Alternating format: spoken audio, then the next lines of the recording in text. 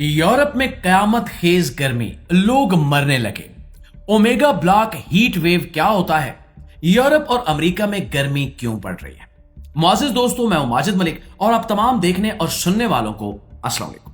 नाज़रीन गिरामी, यूरोप इस वक्त कई बरसों की बदतरीन गर्मी की लपेट में है।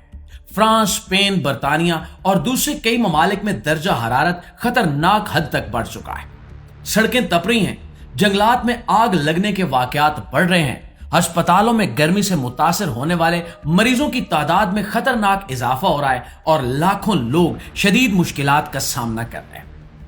अब साइंसदानों ने इस गैर मामूली गर्मी की असल वजह भी बता दी है, जिसे ओमेगा ब्लॉक कहा जा रहा है। माहिरीन के मुताबिक यही खास मौसमी निजाम इस वक्त यूरोप में मुसलसल गर्मी को रोकने की बजाय एक ही जगह पर जमा कर बैठा हुआ है। दोस्तों, ओमेगा ब्लॉक दरअसल मौसम का एक ऐसा निजाम है जिसमें दो ठंडे और कम दबाव वाले हिस्सों के दरमियान ज्यादा दबाव वाला गर्म हिस्सा फंस जाता है। आम हालात में मौसम मगरिब से मशरिक की तरफ मुसलसल हरकत करता रहता है, जिससे कभी बारिश आती है, कभी ठंडी हवाएं चलती हैं और कभी गर्मी कम हो जाती है।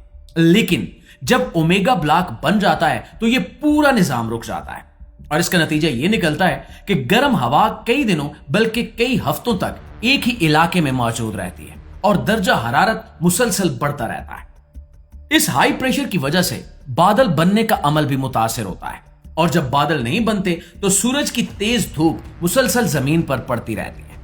बारिश ना होने की वजह से जमीन मजीद गर्म हो जाती है और गर्मी की शिद्दत में रोज बरोज इजाफा होता रहता है। यही वजह है कि फ्रांस, स्पेन और बर्तानिया समेत कई यूरोपीय ममालिक ने गर्मी के गुज़श्ता तमाम रिकॉर्ड तोड़ दिए। कई शहरों में लोगों को दिन के औकात में घरों से बाहर ना निकलने की हिदायत दी जा रही है, जबकि स्कूल और दीगर इदारे भी बंद किए जा रहे हैं। मुआज़िज़ दोस्तों, आमतौर पर ओमेगा ब्लॉक 3 से 10 दिन तक रहता है, लेकिन इस मरतबा इसके कई हफ्तों तक बरकरार रहने का खदशा जाहिर किया जा रहा है। अगर ऐसा होता है तो गर्मी की शिद्दत इससे भी ज्यादा मजीद बढ़ सकती है, जिससे इंसानी सेहत, ज़राअत, पानी की फ्राहमी और बिजली के निजाम पर भी शदीद दबाव पड़ेगा। गर्मी के बायस फसलें मुतासिर होती हैं, दरियाओं में पानी की सतह कम हो सकती है और बिजली की तलब में गैर मामूली इजाफा हो सकता है। मौसमियाती तहकीक करने वाले इदारे वर्ल्ड वेदर एट्रीब्यूशन के माहिरीन ने अपनी तहकीक में बताया कि अगर मौसमियाती तब्दीलियां ना होती तो यूरोप में इस कदर शदीद और रिकॉर्ड तोड़ गर्मी का आना तकरीबन नामुमकिन था।